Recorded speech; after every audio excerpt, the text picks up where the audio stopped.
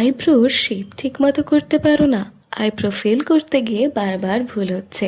চিন্তা নেই, আজকে আমি step by step easy method দেখাবো যাতে তোমার আইব্রোস দেখাবে একদম ন্যাচারাল, ক্লিন আর পারফেক্টলি ডিফাইন্ড।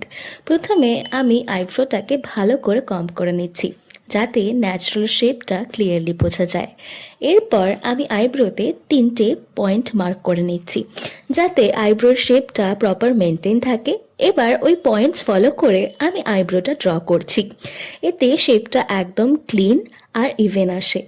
এবং ফ্রন্টের পার্টে আমি হালকা করে ফিল করছি, সফট হ্যান্ড ইউজ করবে যেন ন্যাচারাল লুক থাকে। তেল পার্টটা একটু ডিফাইন করছি। পার্টটা শার্প করার ফলেই কিন্তু ব্রোকে আরও শার্প একটা লুক দেয়। আবার স্পুলি দিয়ে কম্ব করে নিচ্ছি যাতে সব কিছু সুন্দরভাবে ব্লেন্ড হয়ে যায়। ভালোভাবে আমার আইব্রোটাকে ড্র করে নেওয়ার পর আমি এখানে করব কিন্তু একটু ক্লিন। ক্লিন কিভাবে করব?